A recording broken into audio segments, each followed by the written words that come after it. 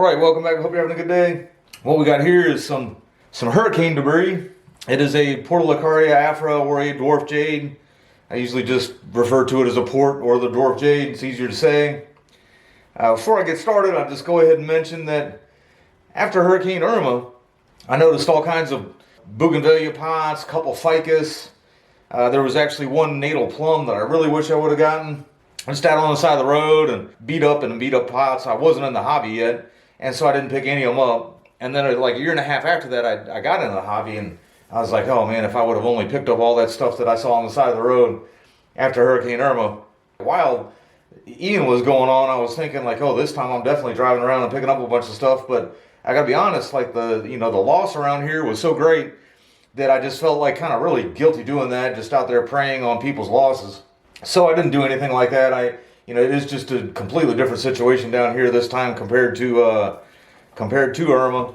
But this guy's on my jogging path, and I've now seen it like 6 or 7 times now. You know, the people whose house it's in front of it, they basically, their house looks about the same condition mine is. They didn't lose everything. It's just they decided to throw this out. This was actually, I didn't realize it until I got back when I went to go get it. It's actually in a concrete planter that broke. Must have toppled over and broke, and so they just thought it was just unsavable, or maybe they just didn't want to fool with it anymore. It's obviously very neglected. Let's see if you guys can get kind of a bigger look at what's going on there and everything, but it's obviously neglected. Well, for them, garbage. But for me, I don't think so. It's got 2 trunks. This one is very rotted on the bottom. I may even try to go ahead and separate them and make like a raft out of that one, and then try to use this one. This one may have to come off as a stump or as a cutting, just kind of depending on how I separate them. And there we go. I think I did have the camera up a little bit too close. Give you a little bit of a better idea what I'm looking at here. First thing I'm going to do is just kind of get rid of most of this leggy growth so I can even personally see what it is I'm going to do a little bit closer.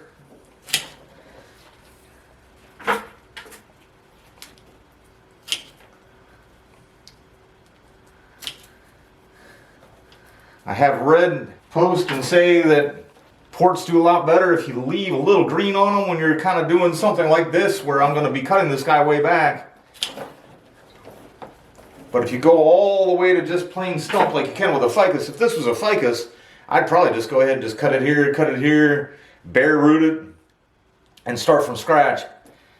I've been kind of experimenting with that thought a little bit when I've been doing my own, and they do seem to do a lot better if you leave some green for them to kind of continue growing on, because the leaf, the foliage is actually how they expel the water.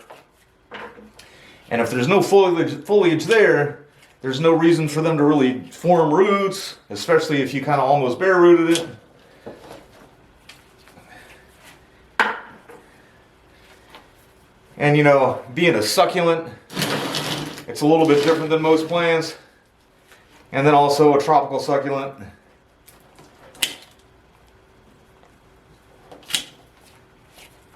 I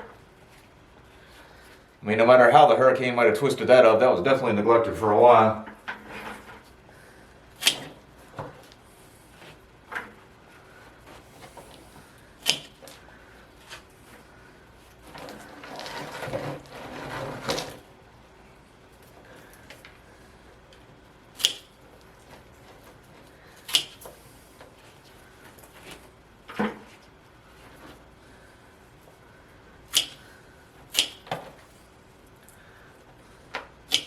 See if I can't make a little more sense out of what we got going on here.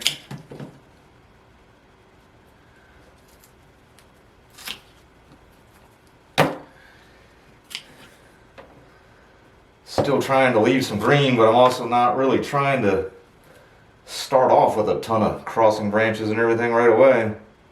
Definitely want to separate them.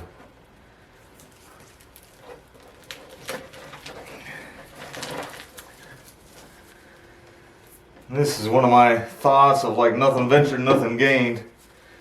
Free material.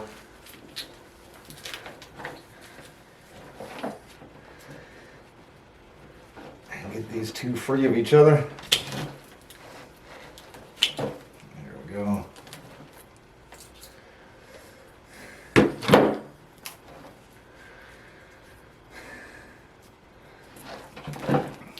right, so here's the one.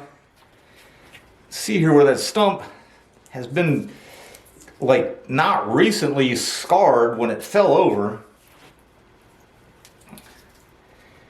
Thinking about trying to lay that flat in a pot, make somewhat of a raft out of it, since that trunk is already kind of quote unquote destroyed there. And then here, I was expecting this part to be the main part of the stump and this part to break off, but this actually did keep the main part.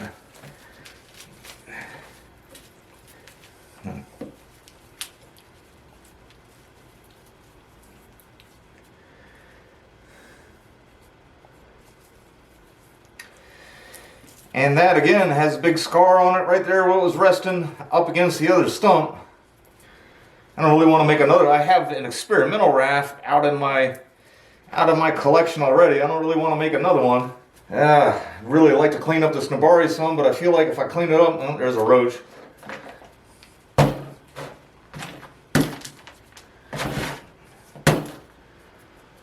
Should have figured that sooner or later. But I feel like if I take too much out, I won't have anything to even secure it in a pot with or anything.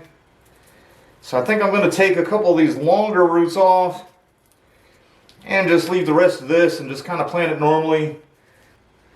I mean, basically what I'm going to do with the other one too, other than I'm going to try to make it a raft. Alright, there's a ton of ants in here too. I'm going to clean things up a little bit and come back and try to see what I can make of these two. Alright, and I found this. I had this terracotta pot here. I think something actually got blown out of that in the hurricane. And it was something I decided I wasn't going to keep. Here's what we got left. I'm going to go ahead and try to leave as many of these lower branches as I could, as well as leaving some green on them. These two are a little close together, but just in case it decides to give up on one, I'm going to leave them both in there. And then this one is just way too long. Unfortunately, I was going to plan on leaving a little green there, but that was broken. And what I might do is something like that. And if I lose that branch, I lose that branch. Leave the growth up on the top there, just simply because it's got a little bit of movement to it. And down here it's so straight. Notice ports seem to do this. Sometimes they get these little knots that kind of come up out of where you intend to have the soil level. So I'm going to go ahead and cut those off a little bit flat. This is broken, so I'm going to go ahead and take that out.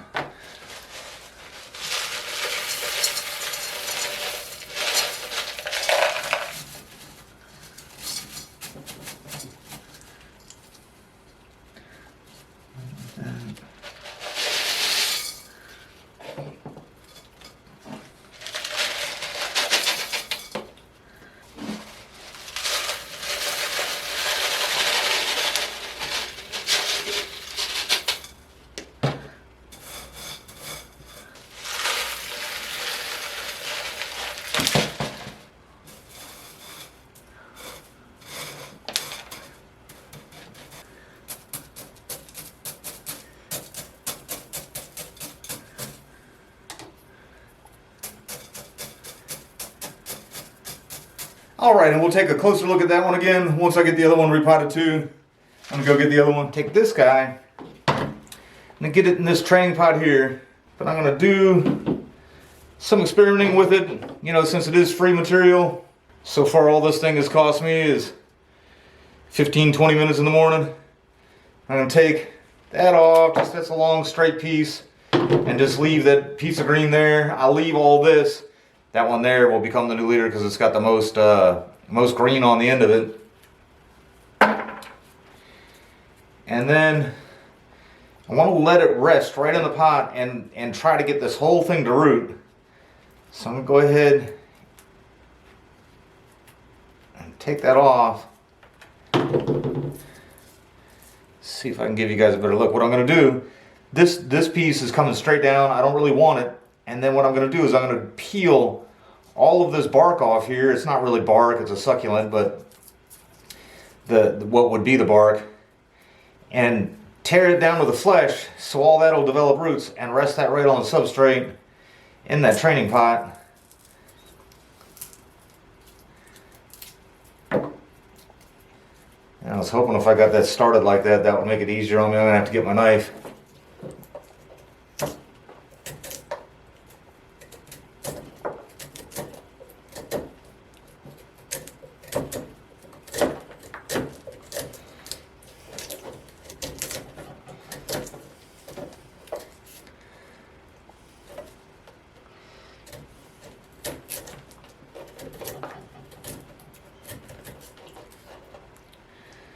And keep in mind, I would only do this to a succulent. I would never, well, actually you could almost do this with a ficus, I think, but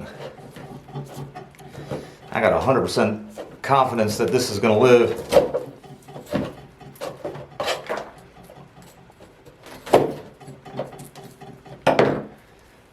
Now, if we were in our wet season, I was gonna have to keep this outside where it was gonna get rained on, I'd probably go ahead and just let, set this off to the side for like a week like this, and then lay it in that pot. But since we're in our dry season, and I actually do have some spots I can keep it in where it won't get rained on anyhow, I'm gonna go ahead and just pot it now. I've got this, really good substrate that you can't really accidentally even keep too wet anyhow. The whole idea of letting them dry out is so that they don't rot. I don't think I'll have a problem here. All right, I thought about tying it in, but once I saw how I can get it kind of resting in here on both this branch and this branch, the idea is, remember I scarred all that up, and the idea is I want to get the side that used to be the stump in here deep enough, and then I can put a little more substrate in there so that everything I scarred up there will make contact with the soil. And again, send out those roots.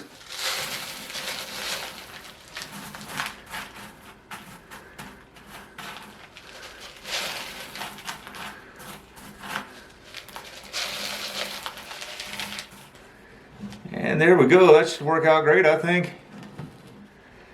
Resting on those two ends, and then with this end being in here kind of deep, it's in there pretty solid anyhow. Whether or not I tied it in or not, I'd keep it out of where the critters can be on it and everything for a few days anyway. Or probably even for a few weeks. Let's say a few days, probably even a few weeks. And once I see some new growth growing, I'll water them. And then once I see it starting, you kind of feel when a plant's getting a little bit root bound, and they're not root bound, but when it's bound to the substrate it's in, I'll probably fertilize the hell out of it and then just go ahead and put them outside, let them get full sun. All right, and I said we'd have a closer look at this guy. Here we go. This is the side with the really hideous looking trunk. I'm thinking maybe if I can get this to, get enough, I say healthy energy going, just, regain some health and everything.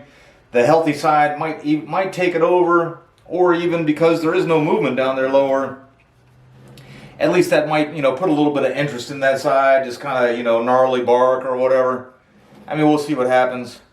Like I said before, nothing ventured, nothing gained. Trying to look at some possible fronts here in the picture, but I mean, this is, right now we'll just see if they survive or not. And, I actually have high confidence they will. The biggest thing for me is just avoiding watering. Just leave this guy sit, and it'll sit. It might be 2-3 weeks before I really see anything, but you really do just have to learn to leave it alone till you see just any sign of life that wasn't there already. These will shrink up some, but it'll start getting a bunch of little tiny ones popping out. Try not to count on the fact that there's already some little tiny ones here, so you gotta wait until you see actually some new ones. And once that happens, good to go to water it.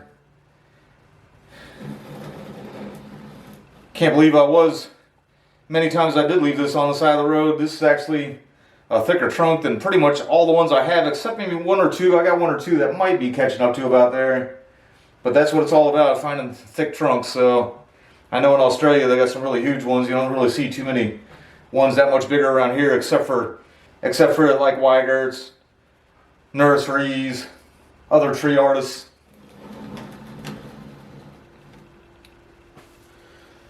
All right, look forward to this guy's future.